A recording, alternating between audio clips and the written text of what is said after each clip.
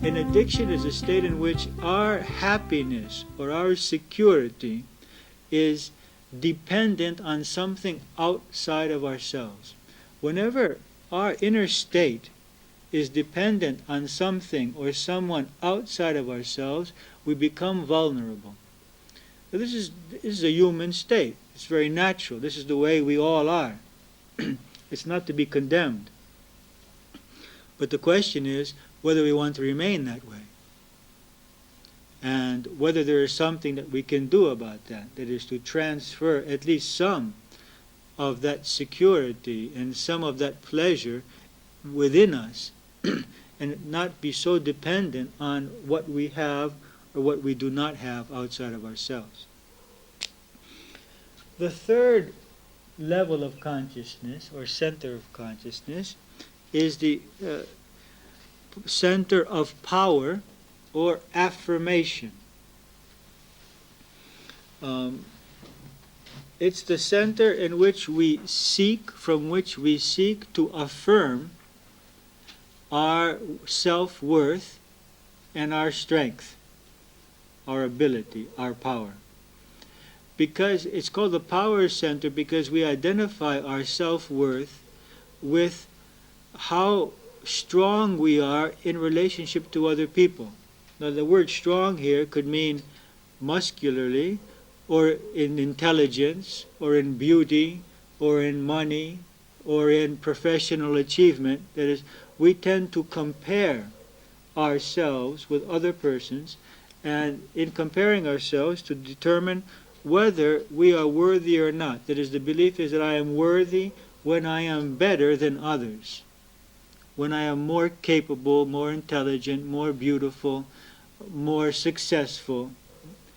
And so this center causes us to seek out persons, money, situations, professional situations, in order to verify our self-worth, to verify that we are worthy, that we are capable. And we want to verify our self-worth because only then do we believe that we are lovable. And we want to verify that we are lovable because only then can we feel secure. Because we cannot feel secure by ourselves. We fear to be alone. And so the beliefs are that if people love me, I won't be alone. And people will love me only if I am worthy, and I am worthy if I am intelligent, if I don't make mistakes, if I am perfect, if I am better than others, if I do whatever people ask me to do and never say no to them. Each person has his own criteria, his own prerequisites in order to feel that he is worthy. And these are programmed into his subconscious mind as a child. And then he becomes locked into that and seeks to fulfill those prerequisites. And the basic prerequisite is what other people think about me. This is the basic prerequisite. It is how other people see me. It is, we feel ourselves acceptable and lovable and worthy when we get the message from other people that they respect us, that they care for us, that they believe that we are worthy. And so our energy, our time, our abilities, and our money are all locked into trying to fulfill these three centers.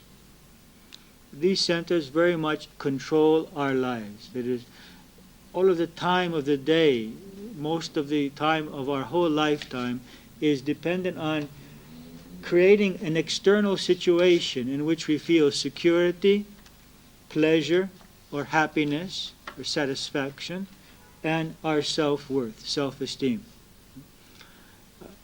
Now, this is fine as long as we're happy.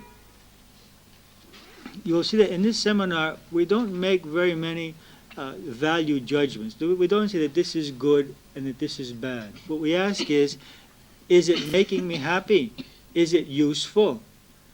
Is it working? Am I getting the security and the happiness and the feeling of self-worth that I want to get, that I'm trying to get, by allowing it to depend on these external situations? Or has it happened that I have made this great investment in an external situation, in a relationship, in money, in profession, and various other external factors, and I cannot control them, and they're not giving me what I want. They're not giving me that sense of security. They're not giving me that sense of self-worth that I'm seeking. That in actuality, my efforts are in vain, and that it would be much better for me at this moment to find an internal source of security, an internal source of self-acceptance, an internal source of satisfaction and pleasure. This is more easily said than done, of course. This is a lifetime work, or perhaps many lifetimes of work, the possibility to do this. But it's the only way out. As long as these basic needs are dependent on other people and situations outside of ourselves to be fulfilled, it's very unlikely that we will ever be happy or very fulfilled in our lives. So the goal here is to see where we are attached, to what we are attached, and what it is that we're trying to get from that. Let's look at one of the sheets which we have given you to work with today. It's a list of addictions.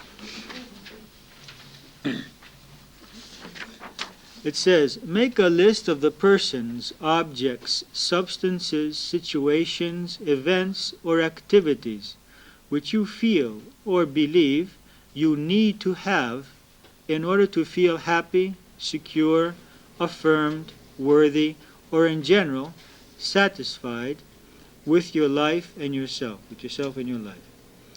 In order to understand whether you are attached to some degree